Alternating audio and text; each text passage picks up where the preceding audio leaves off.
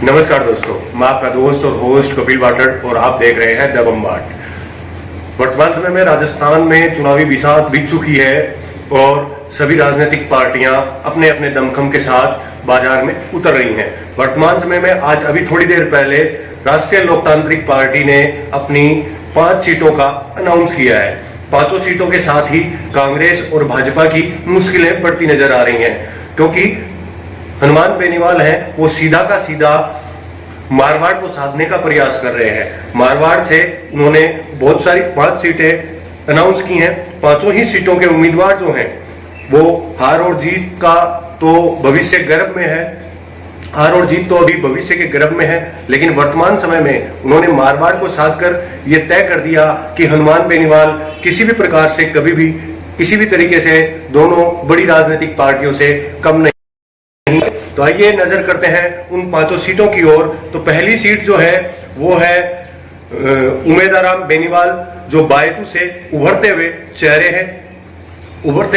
हैं और कई पार्टियों में उनका आना जाना रहा है। लगातार वो लोगों से, जनता से जुड़ाव कर रहे हैं, लगातार वो जनता से जुड़ाव कर रहे थे और उनका बायतू से टिकट मिलना तय था। जिन्होंने उसके बाद में अपन बात करते हैं तो वो है थान सिंह डोली, जो पंचपदरा से हैं। उसके बाद में रोहित गुजर, जो जेतारण से हैं। बद्रीलाल जाट, जो सहाड़ा से उम्मीदवार हैं। और एक बहुत ही मशहूर नाम विजयपाल बेनीवाल, जो लूणकरण से हैं। और गत दिनों में जब सरकारें पानी के लिए किसानों को परेशान कर रही थी, पानी की लाइनें डल रही थी, तब वो कोरोना काल में भी लोगों के साथ जुड़े हुए थे। और उनकी पत्नी वर्तमान समय में रामनगर से सरपंच भी हैं। विजयपाल बेनीवाल राष्ट्रीय लोकतांत्रिक पार्टी के एक भविष्य माने जाते हैं। इसी सूची के साथ भारतीय जनता पार्टी ने भी कुछ समय एक सूची जारी की थी, जिसमें उन्होंने शेखावाटी को साधने का प्रयास किया था। उसी कांग्रेस की मुश्किलें बढ़ती हुई नजर आ रही हैं। कांग्रेस के कार्यालयों में, जयपुर कांग्रेस कार्यालय में बहुत ही उठापटक चल रही है। मीटिंगों का दौर चल रहा है। बड़े शीर्ष नेता जयपुर हैं, वो टिकटों के बारे में सोच विचार कर रहे हैं, कहीं कोई बगावत ना कर दे। उनको बहुत सोच विचार करना पड़ रहा है और करना भी चाहिए, क्योंकि बड़ी पार्टी है, बड़ी पार्टी में उम्मीदवार भी ज्यादा होते हैं। लेकिन उसी के साथ हनुमान बेनीवाल ने बहुत ही उम्दा तरीके से दोनों पार्टियों को चौंका दिया।